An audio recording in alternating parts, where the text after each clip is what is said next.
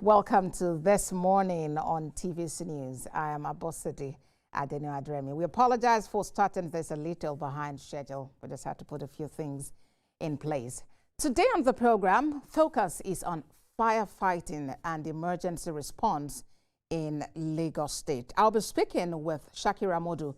He is a Chief Fire Officer and Head Public Education, Lagos State Fire and Rescue Service. He's with me in the studio. Good morning and welcome, Mr. Amodu. Good morning. All right. I know that your job is not exactly an easy one, right? Because you are an essential service provider and you just really have to be there. And Lagos as a state is no stranger to fire incidents. Every now and again, we hear about it. But one thing that happens is that these fire incidents test the level of preparedness and the resolve of your men who are on the ground. So let's begin with the latest, the fire incident at Computer Village yesterday. Tell us from your findings, what is the cause of that incident? What is the extent of the damage? And are there any casualties? Okay, thank you. Okay, the fire incident, I think the call was, it was a midnight fire. So early yesterday, wee hour, that's about 0104 hours, we got the call. And Computer Village is right behind our Ikeja fire station. So quickly, in 5 minutes, they were there. And then, fortunately, the fire started in a story building. So, but accessibility is a challenge because everywhere is locked up. You know, it's midnight, shops are closed, but they were able to, through the back, behind compound, they were able to get access to the ground floor of the building and up to the upper floor where the fire emanated. And at the end of the day, they were able to curtail the fire so that it does not affect adjoining buildings. These are shops, they are predominantly shops who trade in laptops and phone and accessories as well. So, but fortunately there wasn't any casualty because nobody was trapped in the fire. Like I said, it's an overnight fire, so nobody was there. Everybody has locked up and went home. So we were able to curtail it, and the extent of damage is being under investigation because we're trying to make sure that everybody who shops are affected are accounted for and, you know, see to what they may have lost in it. As regard the cause of the incident, we were able to establish a negligence. Really, one would say it's an upsurge of electricity, but what's upsurge electricity if not one form of negligence or the other? Because peradventure, when we say the disco restore power in our community and fire emanated from a particular building, the question is, why does fire does not emanated generally in the whole of the community? The power was restored. Why is that particular building alone? So what kind of negligence could that have been? Yes, somebody may have let an electrical installation unattended to. You know, the rule is when you are closing shop, when you are closing work, when you are leaving home, you make sure that you do not only switch off your circuit, you also unplug it from the wall. And the most fire safety compliance thing is to even switch off from that your electrical source to your apartment or your shop or your office. Just disconnect it so that there won't be any kind or any form of upsurge. So that is what one is meant to do anytime you're stepping out every time of your house. But how do you then power the security lights, maybe outside the building? Okay, there are essential electronics that you must, like the security light you mentioned, and some people say, you know, they have fridge, they have freezers, they are, you know, food items are there. So I think you can wire this separately. Okay. Yes, you can wire this separately with the assistant of a certified electrician. You know, you can separate that. All other items are on this feeder of supply to your apartment, while these essential are also separated. And if you must use fridge or freezers too, you know, they also can get this upsurge. So the power voltage regulator is your best bet. There are such protector that if you buy a genuine one, no matter what the condition of the voltage is, it will regulate it. The worst is that probably that such protector will give way. It will burn out instead of causing you any further harm. All right, so there are some key elements you've mentioned. Now, you've spoken about the power surge protector. It's very important for every home and office to have that. You've also spoken about the fact that when you want to do that wiring, separating the one that passed the general property from security, some essential ones, get a certified electrician, not a roadside one. All right. I know that we are itching to talk about GNI, but we'll get to GNI. Let's talk about what happened in Apapa on Monday. Thank goodness it was disaster averted on Monday following a tanker accident on Liverpool Bridge on the Apapa Oshodi Expressway. And you had a tanker accident, a tanker spilling its content, and then people in this age and time in Lagos rushing to scoop fuel. As a firefighter yourself, how did you feel seeing those videos? I mean, what went through your mind when you saw people, Lagosians, rushing to do that? I like those your emphasis in this Lagos. And then what went through my mind, it is disheartening to say the least. It's disheartening because in this age and time, as you said, you cannot see people. You know, someone will say it's ignorance. I say, can anybody be ignorant of the danger inherent in petrochemical products? Not in this Lagos. You are talking of interior of the country, not in the city center. So to say Apapa for that matter. No, I don't think anyone is ignorant. And you know, some people say, is it poverty? And I said, come on. That particular spot, Liverpool on that bridge, is a thriving fish market. And we know that. You can see the boats. Those are the boats from their fishing trade. And some Okada men, they are employed. At least they drive Okada, whether or whether not. So these are not just people who cannot really have something on their table. But what's the greed about? You know, and we look at the whole scenario. And I know the National Registration Agency has called on the National Assembly to promulgate the law. But yes, we have existing law which can try this. There is no two ways to criminalize this than being said this is an attempted suicide. And you can be tried under that law. The criminal code specify different punitive measure for attempting suicide. Because that is one. It cannot be, look, I'm just right, but our people, they need to do better. They need to do better because we don't get to know until someone alerted us. So we are focused on top of the bridge, salvaging the accidented tanker. Not knowing that the tanker, it's already raining fuel down the bridge. And people are already bailing it.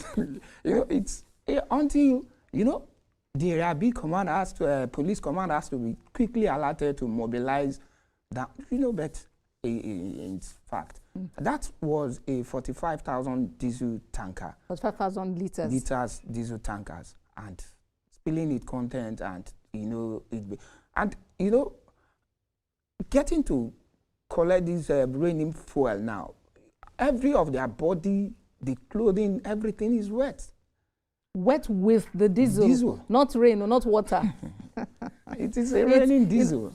It was just so sad. So how were your men able to manage the situation? How easy was it getting them to leave the scene? Okay, quickly, when LASMA actually made the call, you know, they are 24/7 on the road, and when they made the call, the Ajibule fire station as well as the Sarigamu fire station, who are not really far from that Liverpool Bridge, just by Tinkan Island, second gate, rushed down there. And they quickly blanket the spill content. So, and then unfortunately, even those ones being drained out, we have some of these particle of chemical foam compound in them. But immediately we got the news that some people are underneath the bridge and fetching this. You know, we quickly get the Abbey Police Command, the RRS, which are nearest to those spots, to come in, and they were able to at least control the overzealous scoopers, and by and large, the salvaging of the remain of the contents, and another peddler truck was brought in. So we need to transload that to the peddler truck, the remaining of that 45,000 accidented tanker, transload it there. And then a recovery van came in also to tow it, and that was taken. We need to take them to the depot to go and see what next to do, as well as the police command also recovered the vehicle, was taken to the police command so that they can take further necessary action on it. But thankfully, there was no fire, because that would have been disastrous. That was managed, at least. It was a savage situation. Okay, it was just really so sad. A complete danger was averted. Yes. Now let's talk about the happening in December, the Great Nigeria Building, the center of commerce, Balogun Market, you know, Island, Lagos Island, and it's one major incident. And Mr. Amodu, there was public outcry that your personnel did not arrive at the scene in good time. How do you respond to that? Thank you. The issue of response to emergency is a factor of so many variables. In the sense that we discover the emergency, we raise the alarm, and when the call was made, what kind of information was given? On the blazing of the siren, who are those yielding the right of way? What are the challenges getting to the seat of fire? All these encompasses what are various variables that determine the factor to emergency response. This particular incident, for a pedestrian, I don't even believe for a pedestrian from that Broad Street junction to that number 47 Martin Street where the fire emanated, it cannot take you less than 15-minute walk as against 5 minutes if you need to walk through, because everywhere is jam-packed. Nobody is reading right away. We have Ebute 11 fire station right on Lagos Island. We have Dolphin Fire Station just across Lagos Island, which is on Osborne. We have the Oniru Fire Station. All of them raised down there. But getting access, even just from that Broad Street junction to number 47 Martin Street, was a tug of war. So, and on getting to the building, the fire actually started on the 5th floor of that 25-story building. Another challenge, having to find our way down to the 5th floor. Because we have extinguisher here. By the time I practicalize this, you will understand what I mean by the base of fire. Because you need to get to the base of fire, I mean the seat of fire, before you can put it out. And that's why we also engage in suicide firefighting. If you see the way we fight fire, especially in Lagos, Nigeria, it's not the best way to do. How do I mean? We fight fire offensively. I've been with foreign friends, foreign firefighters. Look, you guys are fighting suicidal fire. Show me a video of an overseas firefighter who will go into the building to fight fire. None. They will stay out there. All they do is to curtail the fire from spreading, and they believe insurance will take care. The only time you find them inside a burning building is when life is involved. Maybe 1 or 2 lives it's trapped in the building. Aside from that, nobody will go into the building. But we do that. We do that regularly. In fact, that's our style of firefighting. So why do you do that? Why don't you follow the standard procedure? Because you can't get, with the kind of way, okay, particularly that GNI building, it's designed to be an office apartment. but it has become stores and warehouses. It's only the ground, first floor and second floor that are shops. And even the behind, the back of those shops, you have a lot of stores, warehouses. And they are not in fire safety arrangement, all these stores and warehouses. How do I mean? If you are stacking your goods in stores and warehouses, you use the library style. What do I mean? You stack in rack and shelves so that you can create gangway where you can walk through that creates ventilation. But these are stores and warehouses without windows, except the door in. Ordinarily, combustible material will go on fire on its own if it builds up heat over time, and that heat leads to the point of ignition of the materials stuck in there. You need to see these stores. There are bales of clothing, because majority of what we have there are clothing materials. And these bales of clothing are stuck without fire safety arrangement. And it kept burning, and burning until burning.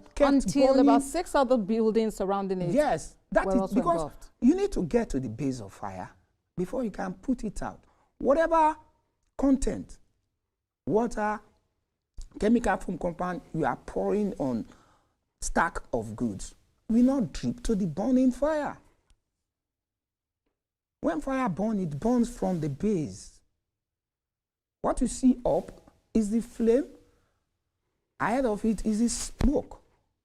That's why you see the smoke ballooning into the air.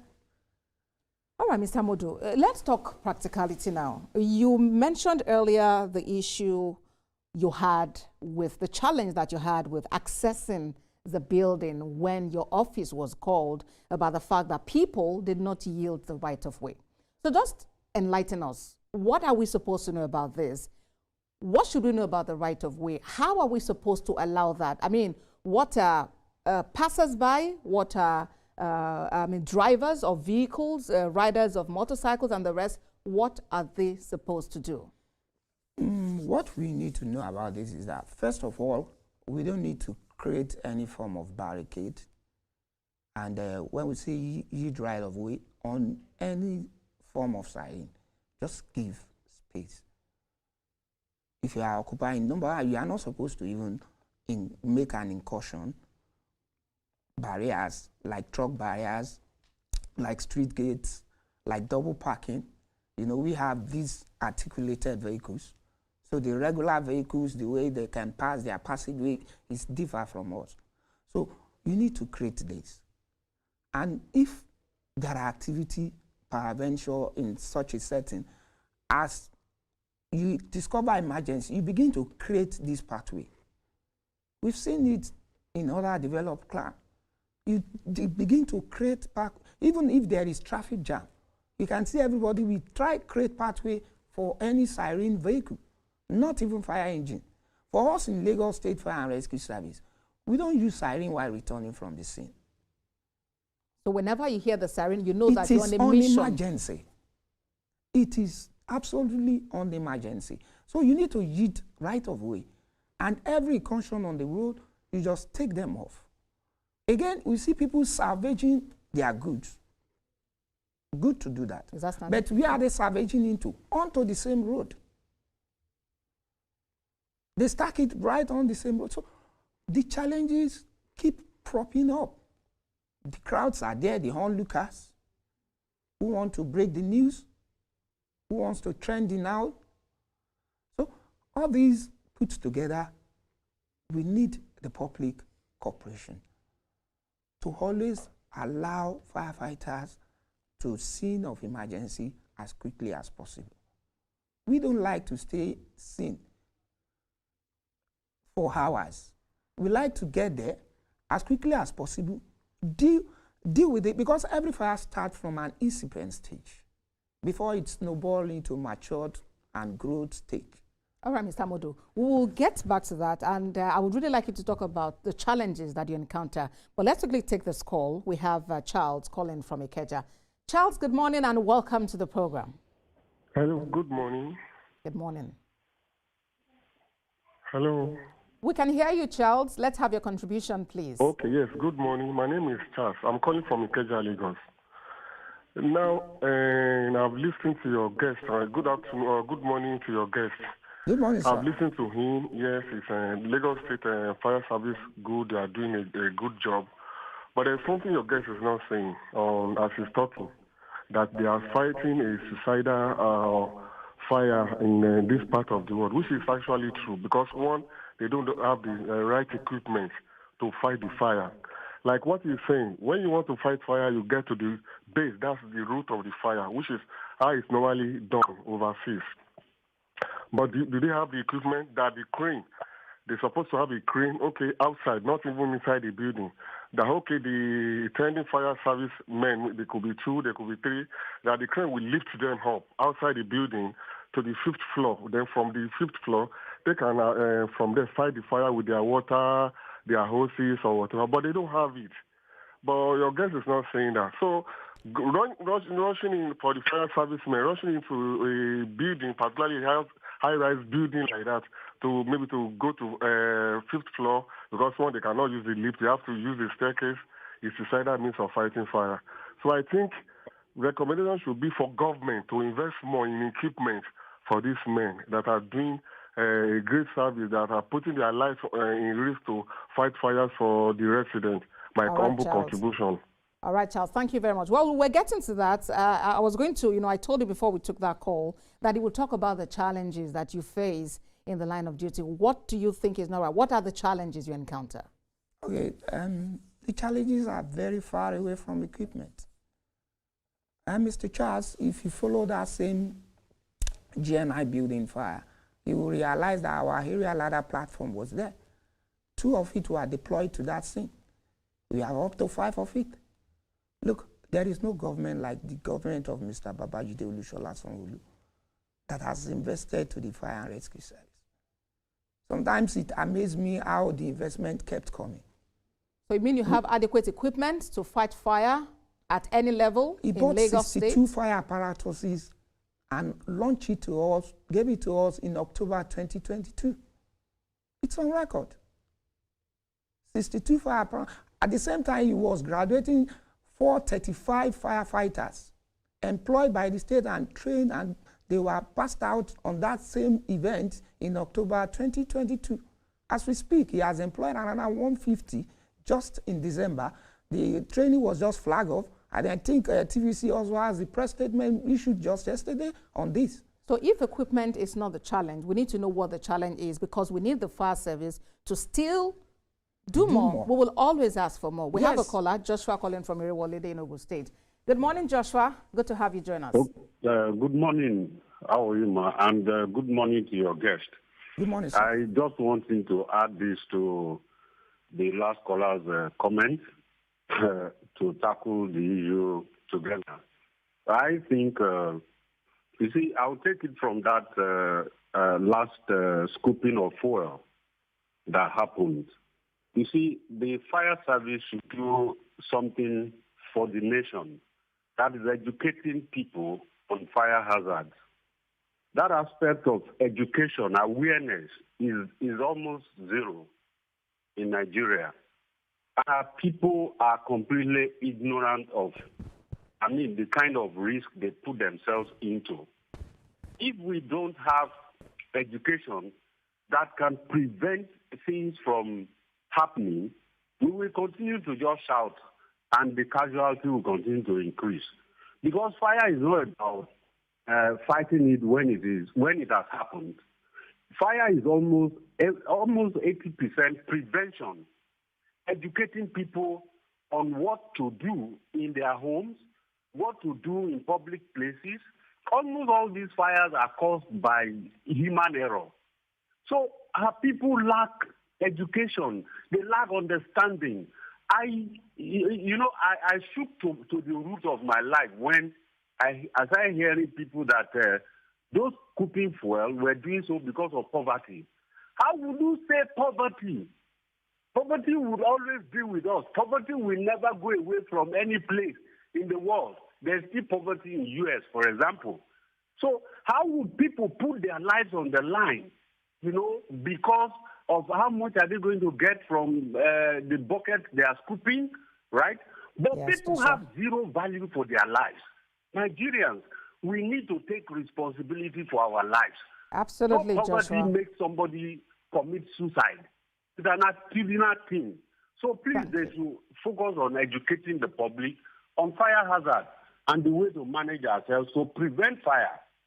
All right, Joshua, and that is exactly why we have Mr. Amodu here with us in the building. He's going to show us, for instance, how to deploy this fire extinguisher, because a number of us will hear, make sure you have it in your car, have it in your building, but do you actually know how to operate it? That is the big question that we hope to, provide answer to. So you said equipment is not your problem. Equipment is not a challenge. Honestly, equipment is not. So what is the challenge? The challenge is public perception, just like Mr. Joshua said. Information, education, advocacy, sensitization. I agree it can never be enough, but we are doing our bit, and that's why you said I made public education, because this department wasn't there yesterday, but it has to come up because we need to do. We also believe in the State Fire and Rescue Service that, look, the best fire you can fight is that fire you prevented, even in the first instance. Never let it happen. And that's what we do. For us doing that, we have public education, we have public affairs, we have inspectorate unit, we have the fire prevention unit. They have been here. You are barely a year old here, and they have been here. To train, sure. Yeah, definitely. Yes. Our staff were trained. Yeah. We have ambassadors. That's what we do for at least every commercial building. We have records, we have what we go there to inspect their fire safety, preparedness, and compliance. And we do punitive measures if need be. So it can never be enough. Yes, we can do more. Yes, we can. But the public also has to have the nose to also not be ignorant of their environment. Because without even telling someone, you should know that petrol, diesel, or even gas, it's not where you have to go to whenever you hear it's an accident or an emergency is declared within that spot. So we should also have nose to sniff out information and education, because we have regular radio programs, and we do, like I said, our officers go out every day. You cannot, I don't think there is a day you walk in the streets of Lagos, find firefighters going from one building to the other. So we do that, because the second mandate we get is to prevent emergency from happening. It is the failure of prevention that leads to the third mandate, which is then fight fire in all ramification. So what we do is to prevent even than fighting fire. We don't like to fight fire too. All right, so in teaching to prevent, we also need to know how to be ready should there be any incident of fire. So please, Mr. Amodu, you'll do us the honors of teaching us how to operate this that you have. So tell us about it. What are the different parts? What are we supposed to do with it when necessary? Okay, this is one of the multi-purpose fire extinguisher, and it is called the carbon dioxide fire extinguisher. We say CO2 for short. As you can see written, CO2 fire extinguisher. And we have this, you can operate this. Like I said, it's multi-purpose, so you can use it virtually on most of the materials, except probably petrochemical materials, which you can use foam fire extinguisher for. So in operating this is as simple as pass. Yes, as simple as pass. So what does pass mean? It means P-A, in spelling P-A-S-S.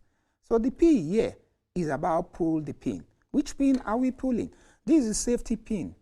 This safety pin, we need to pull it. The occurrence of this word cannot get this pressed, so the content won't come out. So you need to pull the safety pin. That's the P standing for. And the A, this is the horn. Nozzle in some part of the world, but horn or nozzle or hose, as you may call it, you need to hold on to it. While you are carrying this with your right hand, hold on to this with your left hand, and with A, you aim at the base of fire. That's why I say because fire burns from the base. The content burning is always at the bottom of the fire. So you aim this at the bottom of the fire, and what you do is to squeeze the lever. This is the lever, the carriage. The handle here is the lever. You need to squeeze it together for the first S. And then you sweep from side to side. You're squeezing this. That is, this is environmental friendly, so it won't cause any harm, any damage to any property used upon. And that's why we say the multipurpose carbon dioxide CO2 fire extinguisher, which is actually goes for most of the classes of fires. Okay, so I think it's good to press it once. Yes, okay, so what is the second S? Squeeze. The second S is sweep from side to side so that you can blanket the content on fire. Once you are you've been able to blanket it, definitely the fire will be out in no time. Oh, that is amazing. Mr. Shakiru Amodu is the Chief Fire Officer and Head Public Education, Lagos State Fire and Rescue Service. Thank you so much for coming around, and thank you for teaching us how to operate this. So we hope that people at home have learned something about how to fight a real fire. But importantly also, you should always reach out. Is there a number to call? Yes, the Lagos Emergency Toll-Free number is your best bet. Call it 767 or 112. And amazingly, 112 is the national emergency number. So anywhere in Nigeria, you can call 112. And the Lagos Fire Hotline is 080-3323-5891. I take that again, 080-3323-5891. Mr. Amodu, it's a pleasure having you here today. Thank you.